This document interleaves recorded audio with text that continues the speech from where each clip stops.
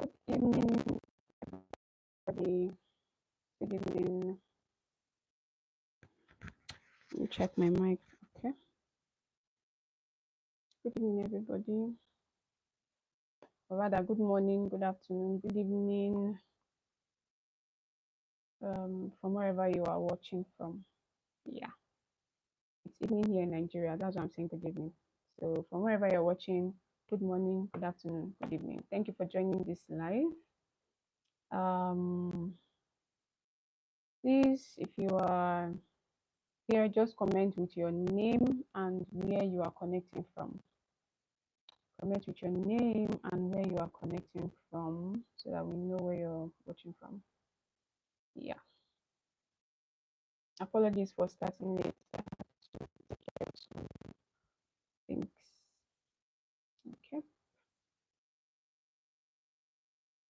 All right. Also, please help me share the link. You can put it on your status, your story, or if you know someone specifically that needs to be on this live, please send the link to them. We want to talk about reasons why we are not growing. Yeah. So welcome to episode 4 of the Monday Night Live sessions. Okay, I think I'm seeing someone. Please, if you're on here, just comment with your name and where you are connecting from. Yeah, I want to see your name and where you're connecting from, please, so I can acknowledge you. All right, so this is episode 4 of the Monday Night Live session. We've had 3 episodes so far. The first one we talked about and why of Project 11. And then the second one we talked about that are you growing? That was a mid-year assessment. The first 6 months of 2025, we looked back to see are we growing or not. And I think the last one we had last week, we looked at personal development and why it is important for us to personally develop ourselves. Yeah, and then today we're looking at hindrances to growth, reasons why we are not growing. We want to talk about these reasons why we are not growing. So it's a journey. It's a journey, and I'm really glad that you're on this journey with me. Yeah. So in case you're meeting me for the first time, my name is Sophia Kingsley. I'm a personal development coach. Okay. Johnny Sims. Hi. Hello. Cool. Sorry if I'm mispronouncing your name. Kuhel. Obama. Hi. Okay. Johnny Sims is saying shout out, please. Okay. Welcome. Thank you for joining. So I'm a personal development coach, also a relationship coach. I'm seeing K and D. You're welcome. Benedict Jr., thank you for joining this live. You're welcome. All right. So as I was saying, I'm a personal development coach. I'm also a relationship coach. I'm passionate about becoming the best version of myself. Yeah. I'm passionate about overcoming my fears, my limitations, and I'm passionate about walking in my purpose, fulfilling my purpose. And then as a coach, I am carrying people along and saying, okay, I'm not on this journey alone. I want as many that are going in my direction to go with me. So it's a journey, and then I'm encouraging as many who want to go on this journey to say, let's encourage ourselves and go on this journey together. So yeah, you have it there. In addition to that, I also help people to build godly relationships, godly marriages, godly family life. Yeah, so that's just who I am. So please, you can subscribe to this channel so that you get updates from time to time. So last week we talked about personal development and why it is important. Apologies for last week's live. I noticed that some parts of the audio were missing. Yeah, I think the very first one there was no audio at all. Then the second one, some parts of the audio were missing. If I'm able to, I think I'll redo that video, not as a live session, but maybe recorded one and upload it on the channel, because like I said, it's a journey. You need to know where we are coming from, where we are, and where we're going to. So we started with personal development and why it is important. Why is personal development important? What is personal development about? That's what we talked about last week. And so today we want to look at reasons why we are not growing. why we are not growing. If you are growing, congratulations to you. Yeah, congratulations to you. But for a lot of us, we are aware that we are not growing. We have checked, with different parameters, and we have measured that I'm not growing. Danny Baba, hi, yeah, hi, welcome to this life. So, like I said, we have measured with different parameters. We can say that we're not growing, or we are growing, but we're not growing as we should. Deep down, we know that we are capable of great things. We know that we are more than where we are. We know that right now, we are grateful for where we are, but we know that really we should be beyond this place. We know that we are made for more, but why are we not walking in that more? Why are we not operating in that greatness? These are the things we want to talk about. Yeah, reasons why we are not growing or growing as we should. Yeah. So, number one on the list is fear. Fear is one of the reasons why we are not growing. When we talk about reasons why we are not growing, we're looking at limitations that are holding us back or holding us down. Whatever is stunting your growth or impeding your growth, those are the things we're looking at. And we're looking at number one on the list here. Fear is one of the reasons why we are not growing. Why? Because we are afraid of stepping out of our comfort zone. When we talk about fear, fear is vast. There are different kinds of fear. For instance, we have fear of the unknown. You know, you're stepping out of what you know into something you don't really know. You know, there is security in the familiar. What you are familiar with, you are very, it's very easy to just find security in something you are very familiar with. This is the place you've always lived. This is the people you have always known. This is how things have always been done. These things are familiar. This is your everyday life. You are very used to it. You're very comfortable with it. And so, leaving all of that and then stepping into something that you have never experienced, fear. You are afraid of the outcome. What if the outcome is? Imagine God telling someone like Abraham, leave your father's house to a place where I will show you. There was no GPS at the time. There was no map, nothing. Just get up, pack your bags, take your family along with you, and then go to. Imagine people asking Abraham, where are you going? He says, to a land that God will show me. That's not the name of a destination. That's not the name of any place. And so the fear of the unknown, this life I have now, what if I leave all of this behind, step into the unknown, something I'm not familiar with, something I've never experienced, and it turns out that this, my present state, is so much better than that thing that I'm about to step into. There's fear of the unknown. We also have fear of failure. We are afraid to get it wrong. We are afraid to be embarrassed. Yeah, fear of failure. We don't want to fail.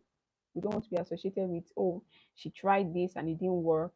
you know I sometimes cringe when I see some of these artists we used to know back then when we were very young, and then people call them and say failed artists. you know when they want to drag them online, they say, you with your failed career. I cringe at that word because I'm looking at, how is this person feeling? We know those artists, we know some of them that, back in the day, they used to be like A-list artists. They used to be on top of the game. It was their names on our lips then. This one, this actress, this entertainer, this person. And then today, it's like they never existed. Sometimes they even try to bounce back with a new movie, with a new song, and people are like, your career has failed. Fear of failure. People don't want to be associated with that. Nobody wants to step out and then fail and then have people say, oh, she tried this work, she's a failure in that field. The fear of failure is one of the reasons why we are afraid to step out of our comfort zone and grow. We're still on the topic of fear. I'm just trying to dissect fear, like the different kinds of fear that we have. So we talked about fear of the unknown, the security in the familiar that we know, and we're afraid of stepping out into the unknown, right? And then I've talked about fear of failure. We don't want to fail. We don't want to, whatever we have now, it's not sufficient, but The fear of failure is greater than our desire to succeed. We just want to stay here. We just, this is what we know, this is what we have. A bird in hand is better than 10 in the bush. I'm just going to hold on to this and be okay. It's not really okay, but compared to failing, I'll hold on to this. The fear of failure. Then we have the fear of criticism. Yeah, the fear of criticism. Once I do this, people are going to, all eyes are going to be on me. And the truth is, once you are a person that um, wants to do anything that will make you put your life on display, your life in public, it's an unofficial invitation to scrutiny. What I mean by scrutiny is everybody is watching. Like take our celebs, our faves, for instance, the people that we see on TV, on social media from time to time, and all of that. I cringe when I see people dragging these people. Maybe they made a mistake, they talked to someone rashly, or they just acted out of character. Somebody caught that on camera, and the next thing is viral on social media, and people are dragging these people. Why did you talk to somebody like that? Why did you do this? Why did you do that? Note that the people that are dragging these people online, some of them have worse characters. Some of them have worse attitude, worse behaviors. They have done worse things than that person that is online. But guess what? Because their own lives are not on public display like this person, nobody's dragging them.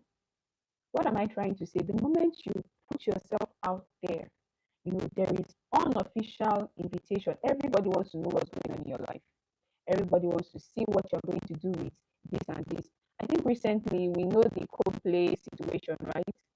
Um, at the Coldplay concert, there was this, how it is, even in football matches, sometimes the camera just swing somewhere, pick somebody randomly, and all of that, and that's how the camera picked a particular couple in quotes.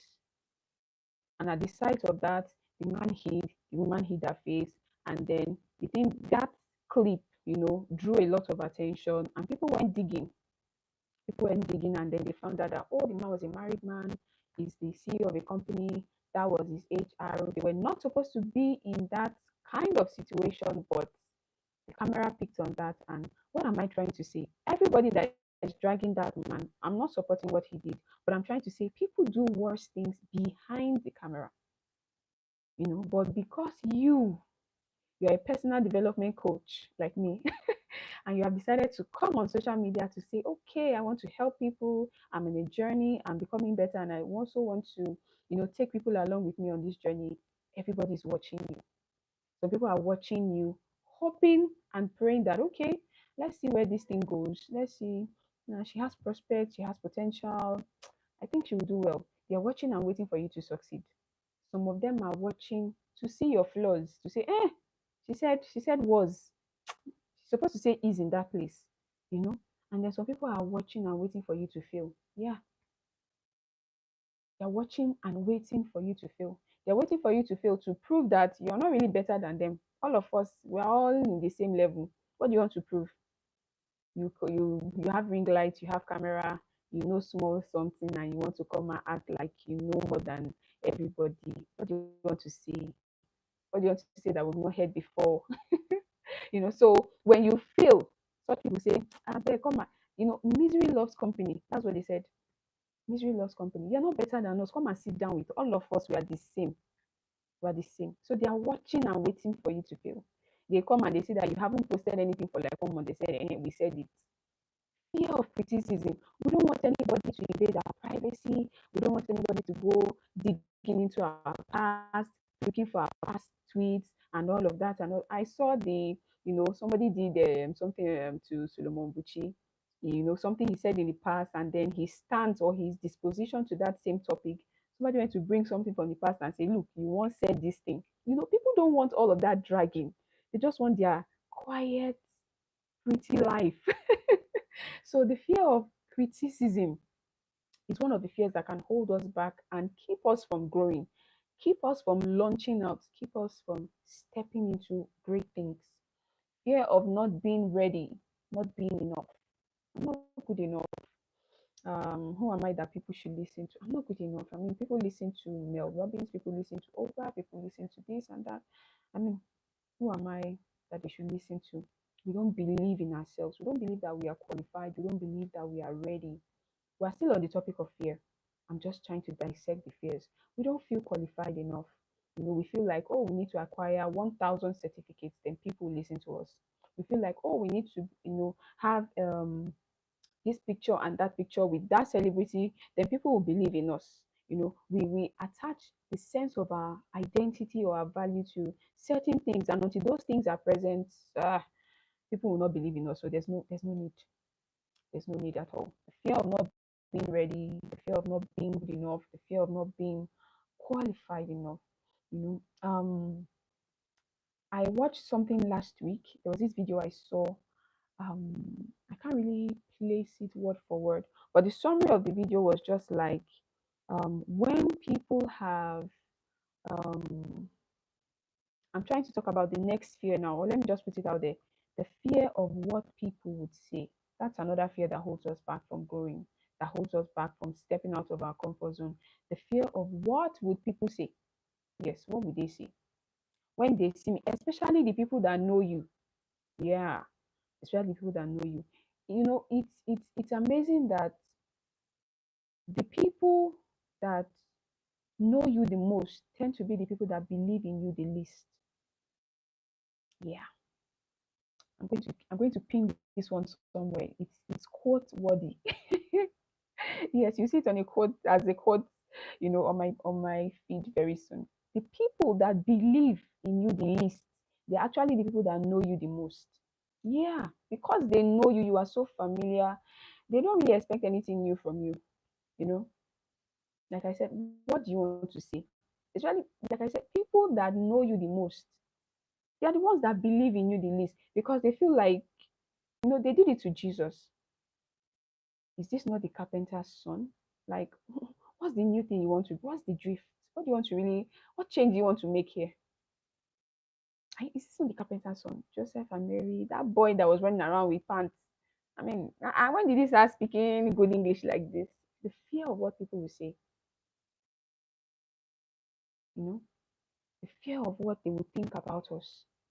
That's another fear that holds us back. And I said, I'll look for that video. Probably I'll post it on my feed or my story or whatever to watch it. The person was like, when people have grown up, grown with you, stayed with you, they feel like they know everything about you. So they never really expect anything new, anything transformational. No, especially if you are in that circle or community of, ordinary, average, regular. The moment you come on, a great platform, people are like, we know this person. I mean, what's there? The fear of what people will say. Oh, they will say, I'm copying so and so person. Just because maybe I know the thing about when we start out working in our purpose, sometimes our mentors, the people we look up to, people we admire. Some of us start out imitating those people. Yeah, we start out imitating those people, and then along the line, we begin to find our own voice. We begin to find our own unique, authentic self, authentic identity. But when we begin, we start talking like those people because we've listened to them so much. We've listened to their tapes, we are following them on social media. So sometimes we sound like them. And so people will say, you're copying so and so person. You're just a photocopy of so and so person. You're just a this wannabe. The fear of what people would say, that keeps us stuck where we are. So that's just some of the fears that hold us back. Yeah, another thing or another reason why we don't grow is overthinking. We are stuck in analysis mode. It's as simple as, especially for us as, I don't know if it's let me not make this a gender thing, but I know that a lot of times when you ask a lady, what do you want to eat? Or what do you want? Sometimes it's not clear what we want. Yeah. Sometimes you even tell them, okay, I'm going to buy rice and beans. Do you want some? She said, I'm not sure. But when you buy it, she wants it. Indecision. What do you want? Do you want this? You can't say yes, you can't say no. You are stuck in analysis mode. It's one of the reasons why you're not growing. That great idea, you've been working on it for God knows how long, for 10 years. You want to make it perfect. That's another reason, why we are not growing. Perfection. Every time you want to launch that idea, something, you land on somebody else's page, one big short page, and you see their content, you see their camera. You're like, oh no, I've not started. I need to still work on myself. I need to get the Nikon camera. I need to, you know, you are stuck in analysis. You have become, there's something called analysis paralysis. Every time you're analyzing. I'm not going to talk about how to overcome each of these reasons that hold us down. That will be for another life. I'm just talking about the things that hold us down. I talked about fear and the different kinds of fear, and now I'm talking about overthinking, analyzing. You spend time analyzing, reanalyzing, and there's this part of us, like I said, the fear of failure. We don't want to fail, we don't want to be embarrassed. We analyze, overanalyze. What if this, that? We're stuck in analysis mode. Indecision, it holds us back from growing. Another reason why we don't grow, lack of clarity. Clarity. We don't know where to start. We don't know what to focus on. And this is even worse for people like me. When I say like me, you are multi talented, you are multi gifted. You know how to do a lot of things. You can sing, you can bake, you can teach, you can do this, you can lead, there's so many things you can do. And so sometimes in your head, you're like, so what do I really face? What do I really niche on? What do I do? You are confused about where to start, what to focus on, because you have so many talents and you love all of these talents. You love all of these personalities that you have. And it's like, especially when you hear people say niche down, niche down, niche down, you're like, okay, so which talent do I embrace? Which one do I keep in the closet? Which one do I display for people to see? Which one do so there's no clarity. You don't really know where you are going, and so you're afraid to take a step, because the truth is you will not take a step until it's clear where you are headed. So yeah, lack of clarity holds us back from launching forward into that great thing that we're supposed to do. This one I want to mention is heavy. It's heavy not because it's not something we cannot overcome.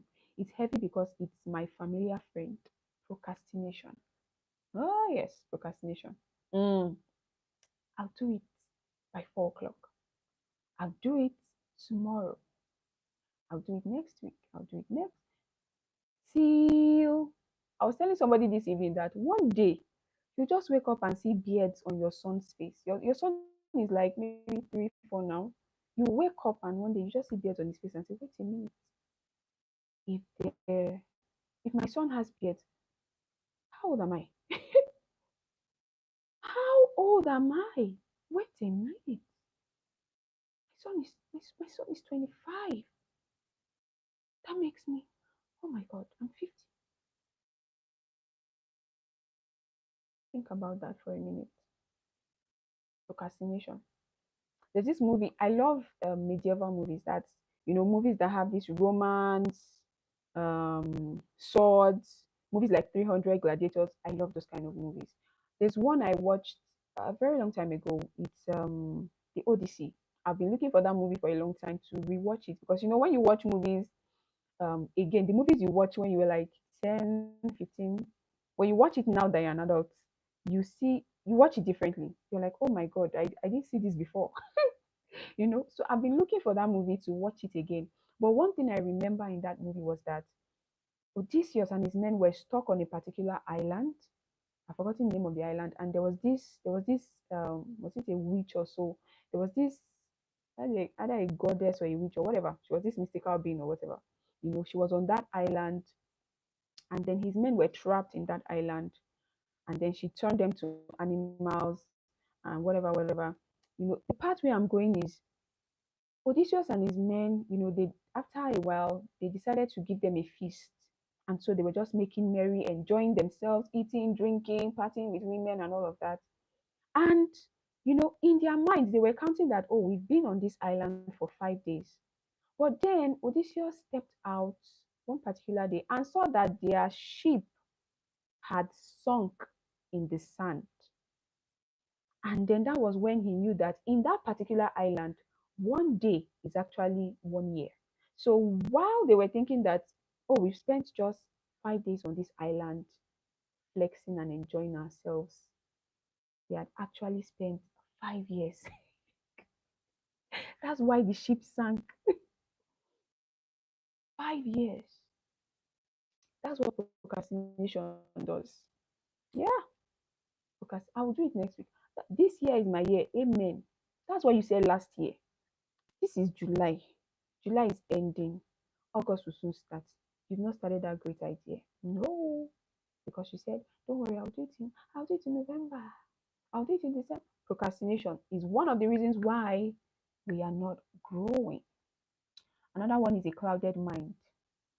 You know, as a creative, as a multi-gifted, multi-talented person, your mind is clockwork. Your mind is always, most times, even when I'm not looking to create anything, ideas are just pouring in my mind. I'm with my phone. So when they drop, I drop whatever it is I'm doing, and then I try to, write down. Your mind is full. Your mind is just clouded. Apart, there's work, there's, you're a wife, you're a mother, you do you do ministry. There are just so many things that you're involved in. And so your head is full, your head is hot. you know, Mental clutter, mental everything is just wrapped together in your mind. Your mind, clouded mind can really hold us back from growing. Why? Because it's linked to lack of clarity that keeps us stuck. Because your mind is, have you seen like a ball of thread that is tangled all together? Where do you start from? Sometimes I don't want to untangle that, but I just straight away, because I'm not the one. I can't keep myself to come and start losing thread that has entered each other. And I just straight away because I can't sit with that. That's how some of our minds are.